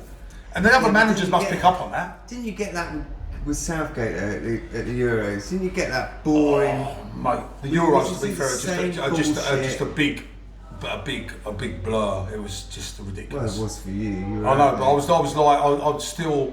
I reckon I'm about 10% still away from being back to normal. It was just. And I've been to World Cups and Euros, and that's the first time I've actually been from the day before the start to 2 days after it, and I just nearly died. We're going to America then? It's my 60th birthday year. Done there, mate. Got a house in Florida. I haven't got a house. I've got a house. What's the house? My friend's house. So we're going to, we don't know where it's going to be. We're going to base there and just see. Well, I was going to base in Austin, in Texas. Well, I've looked at you got the games in Mexico and you got the games in Canada. You got Guadalajara. You've got. I'm just listening. You got Guadalajara. You got Mexico City. Oh, there's 3 games, I think, isn't there? Then you got the Texas bit, and it's the problem is what you don't want to do, which is be typical of UEFA. We'll have Seattle, New York, and fucking Miami or something, which it just makes logistically wise, it makes it a pain in the arse. But but yeah, it'll still be. But as you say, if Carlsberg made 60th birthdays. Well, I mean, what can I say? What can I say? But we're going. Chaz is going. We're going to go over there with the kids, and it's it was. And to be fair, when I went to the pre-season in America, we're going to bump Airbnbs. It was. We're gonna have them over there. Yeah, we're gonna jump over there. Me and the boys are gonna jump over there. When we get there, you said on camera now, so you're gonna have to. It's gonna fucking hit. Well, I've already told the missus. She's been going on Gurney. What about the missus? What about the police when they hear you saying you're going to bump the Airbnbs? No, I mean I'm gonna bump to and from. I mean I'm going to bump to and from Airbnbs. Oh, so right. So I'm going to fly over there. We're going to basically the plan is 3 weeks. We're going to hit. This is where I went wrong. So what I should have done was we went to see Coldplay, and. But he does look like Chris Martin, doesn't he? Thank you. Me? Yeah, you do look a bit like Chris Martin. You think he looks like Chris Martin from Coldplay? No, he said I look like fucking Lalana. Lalana? Yeah. No, Chris Martin from Coldplay. But anyway, what I should have done was Chris Martin. After we went to Leon to see Coldplay, I should have come home with Shaz. Yeah, he should have come home rather than gone back again, because that week and a half of just with not just me, me and Rain. Sausages and lager. That was the 4 and curry, 5 things. That was the bit that sort of broke the camel's back. Then I went a bit mental. No, we're planning on we're planning on basically just going over there, flying over there, and we're just going to bounce from B&B from Airbnb to Airbnb. Yeah, just see. The only problem is if it's like Germany, the prices went through the roof. As many games as they went mental. Yeah, I've got loads of fucking friends in America. There you go. So, that's what you need to do. And Brighton friends, because there's loads of Brighton. Do you know what? That's one thing. When we went over to the pre-season. Well, that's why I want to go to Austin, Texas. So many. Shout out to my friend Marlo, who's in Austin, Texas, who originally just put a thing on Facebook saying on the Brighton, page on Facebook. We're over here. We're Austin FC, Texas kids. I love the Premier League. I wanted to pick a team. I've looked into all different teams, and Brighton's a team. That's not mad. That's not mad. That's not mad. Andy fucking Banana. I mean, that's what he done. Well, all I did was in New York. All I did was send him a message saying that private message. It's incredible, isn't it? I do a couple of videos. I went to Greece a couple of years ago. Yeah. Well, 4 or 5 years ago. Like no one ever even heard of that. And I sent it to him. 2 years ago, they're going, I chat to him every game, I send him messages. The thing is, when we went over, they proper look after us. I know it's a typical American thing, and it's a bit sickly sometimes, but genuinely, they want to. You're in their country, and they want to look after you. They want to do the best they can do for you. They want to take you to their friends' house. They want to do this. These microphones are going to go fuck. Chaz. These microphones are going to be fucking going crazy again because there's two conversations. We went for the Philadelphia game. Yeah. Now, you've been over to America. It was all a bit weird because LA, years ago for work. So we was at the Philadelphia. We're talking World Cup. I know. I'm talking about pre-season last year. Yeah. So officially on camera, no, I'm not going to the World Cup. But can we edit this bit out? But I might, yeah, just in case, you never know. Well, you're required to. Well, it's my 60th birthday, so I'm definitely going. You're required to for the Amex Town, because we will be filming it. So the pre-season in Philly, so we've got to the ground now. It was all a bit weird because I was with a mate of mine from Long Island, and he was saying about like this, that, and the anyway. Cut long story short, so we've got there. And they do the tailgate, don't they? So you've got the whole car park's full of cars. They've got the cornhole. They've got all the stuff. There's barbecues. There's this big Ecuadorian thing because obviously with what's his face we had, and they're giving us beers and and they're out there. They're not even thinking about the football. So we've got into the ground at the right time. They're all still out there partying, having drinks, barbecues and that. So we got into the ground and I'm like, that many people here. And he went, no, they won't come in at the beginning of the game. He said they're still tailgating. Well, what do you mean? This is my mate, Mr. T. So I went, what do you mean then, Rich? He went, no, he said, he said, you've got to remember with American sport, and I'm a big NFL fan, I think you know. And so that lasts 3.5 hours. Yeah. So they're not going out, they're not going in early. So they're going to get there, they're going to wait until the traffic's died down, they're going to go, they're going to park the car up, they're going to play games and do whatever. They then go into, so this woman's coming to the ground. So I'm in there, and about 10 minutes before half time, this woman's turned up with about 10 kids, and they're all sitting down. Hey, Johnny, you got to sit there, yeah, got there, I'm going to go and get the hot dogs, I'm going to get the beers. She sat everyone down, whistle's gone for half time. She's gone, I've seen her physically go like, she went, what? I went, that's half time. She went, oh, okay, so we're going to get the drinks, and we're coming back in after. So I've got the drinks and come back in. 20 minutes before the end, they've all pissed off. And I'm like, oh, but you know, we're going to go now, we're going to beat the traffic because the traffic's going to be terrible. I think you better go now because you're going to be sitting outside. And they've gone. They've seen 15 minutes of the game. It's a little bit different to us going up 5 minutes after our time. I'm going down at 41 on my watch to get a beer. 41, that's the law. 41, I'm sitting there and I'm watching 41, and if it's a bit, and I'm waiting, I'm going down, I'm in the queue, 41, there's about 10 people in front of me. I'm like, I ain't fucking brilliant, but I'll have to live with that. I've got the hot dog and 2 pints of cider to drink in 10 minutes, as you do. Yes, you do. So I've done that, I've got Artie's hot dog, my grandson, and he's eating that.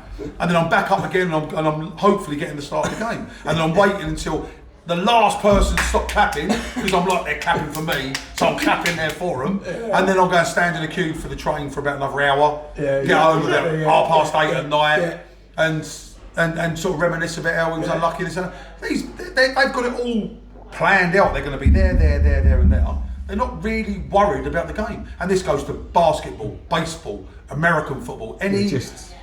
She's more about exactly that. It's the day, and that's exactly what Rich said. He went, "You're missing the point." He went, "The game doesn't matter." He went, "That makes no difference whatsoever. They'll look at the result later on." And that was the point I was going to get to. They're not. It's the whole day. They're up in the morning. They're getting all the packed lunch. They're getting all the burgers. They're getting the barbecue ready, and it's literally the whole day. It's nothing to do with sport. Cheryl said that's their day. I was asked by my missus if you could have any holiday, if you could have just one trip, what would it be?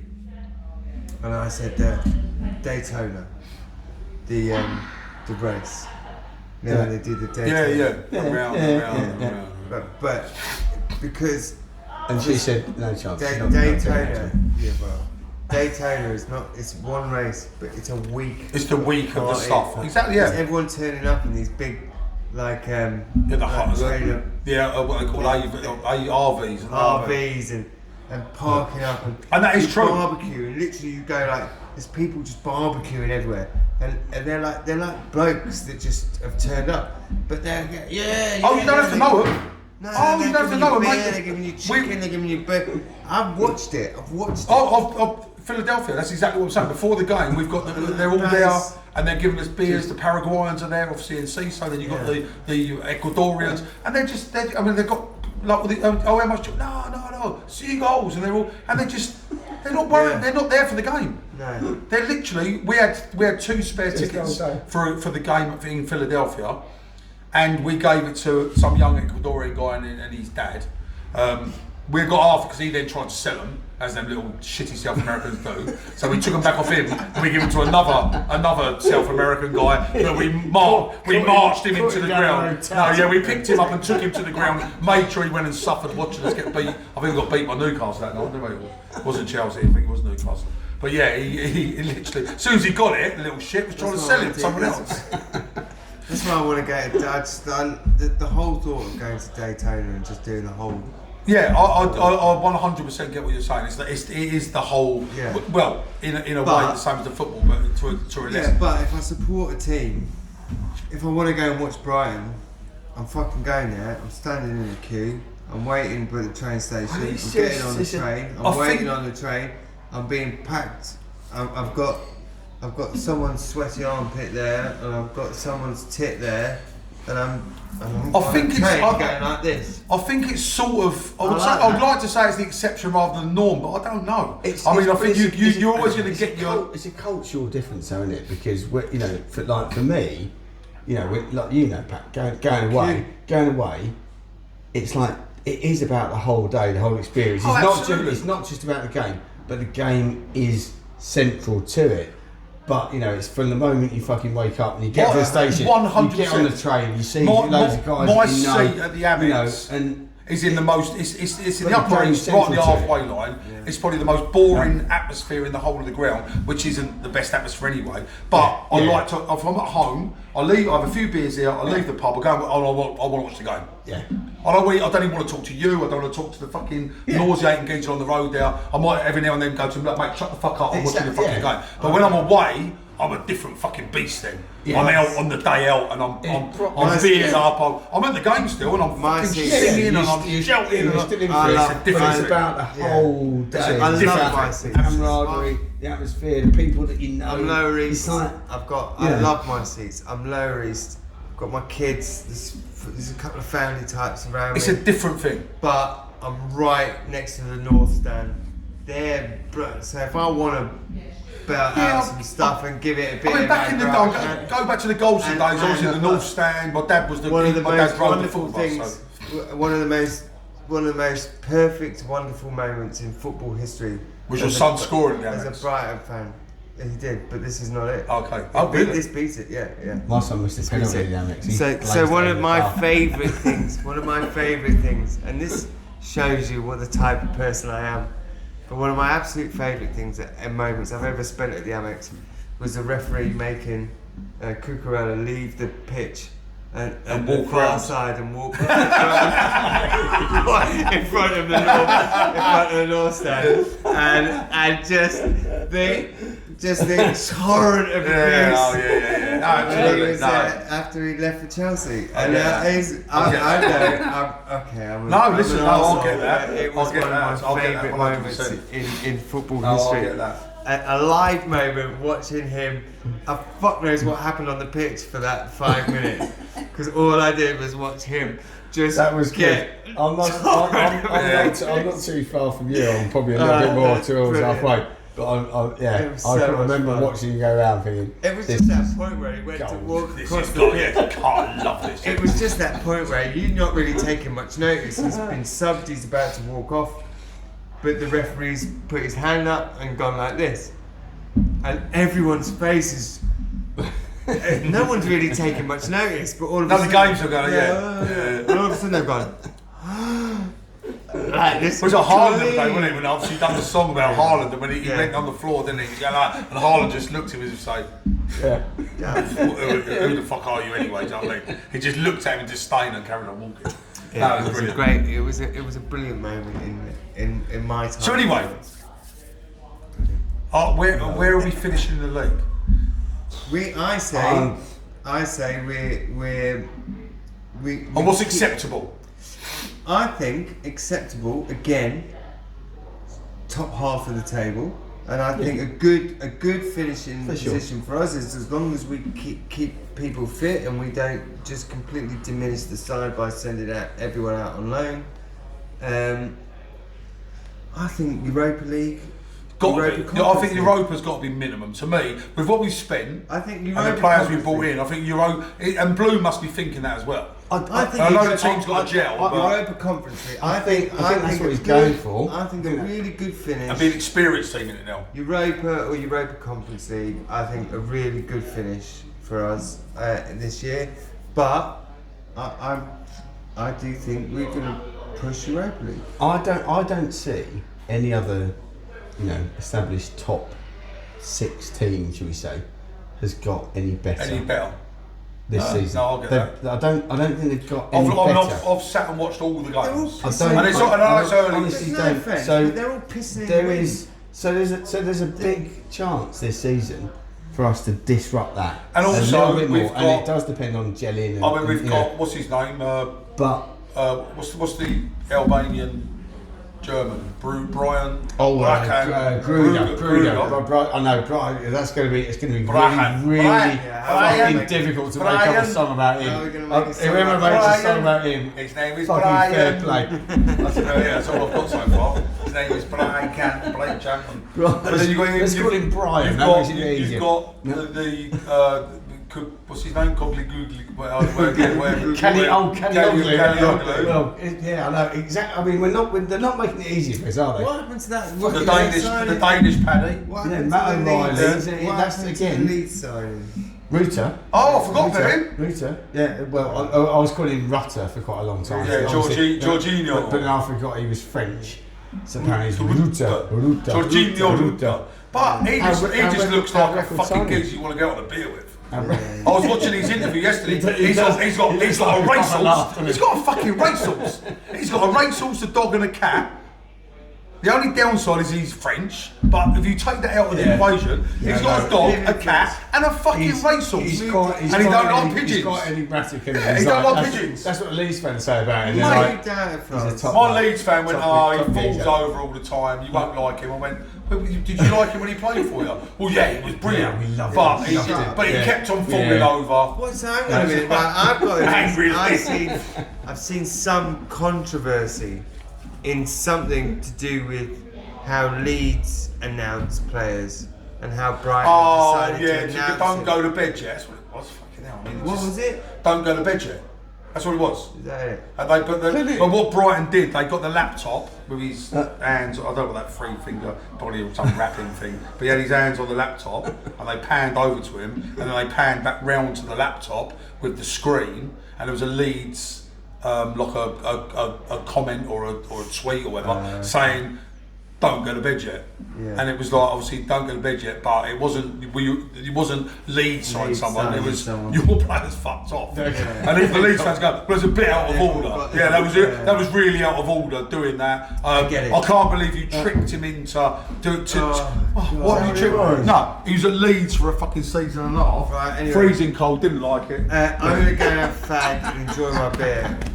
Pat's gone for a piss and we've had a really good night. We've had a long time without it, so this is the first one back for a while. I'm gonna I'll knock it into shorts, but I'm going on holiday, so at any particular time I'll be sat around the beach, bored shitless, and I'll decide to start posting stuff. So keep an eye out for it. Like, share, subscribe. We're quite new. We started the Amex Hour last season.